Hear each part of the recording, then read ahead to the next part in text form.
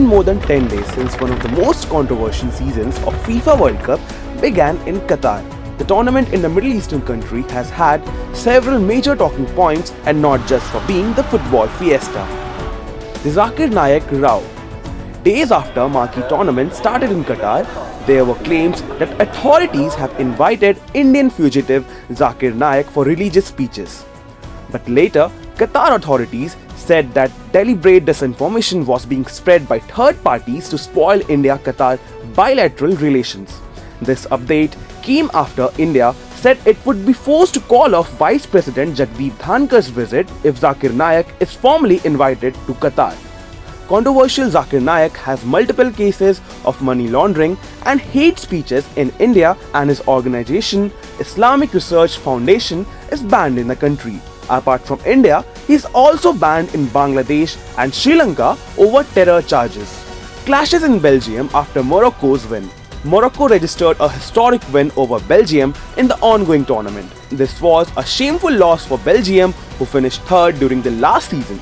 After the game, Moroccan immigrants fans in several Belgian and Dutch cities celebrated a victory on streets and chanted slogans against Belgian fans, which led to massive riots between the supporters of the two teams. Messi's Argentina in the limelight.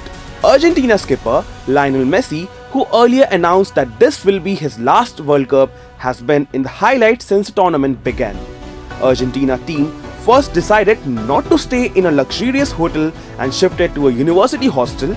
Then they looked totally out of touch during the first game against Saudi Arabia, as the Asian nation registered their first ever win over the champions. The loss sparked a meme fest across social media. FIFA president's dual stand. Before the start of the tournament, FIFA president Gianni Infantino assured a number of things to the fans visiting Qatar. He even assured of alcohol inside World Cup stadiums. But after the tournament started, FIFA changed its stance and supported Qatar's ban on alcohol inside stadiums. And Gianni seemed to be a different person, and he even went on to criticize Europe for not accepting other cultures. I think personally, if for 3 hours a day you cannot drink a beer, you will survive, especially because actually the same rules apply in France or in Spain or in Portugal or in Scotland, where no beer is allowed in stadiums. Now here it seems to become a big thing because it's a Muslim country, or I don't know why, I don't know why.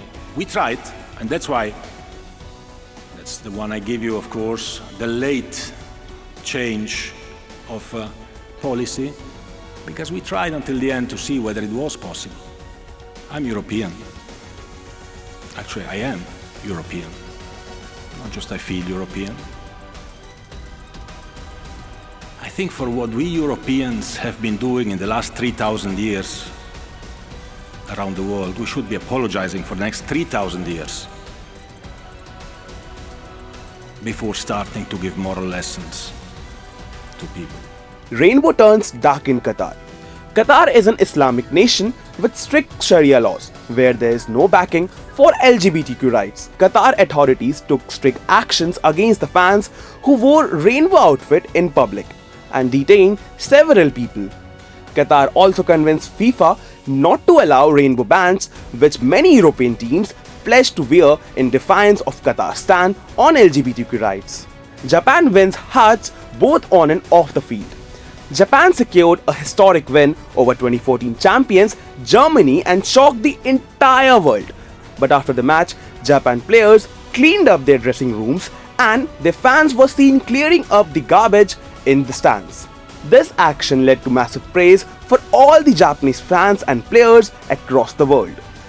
The football showpiece event is about to enter its second phase, and the world can't wait to see what it has in store for fans.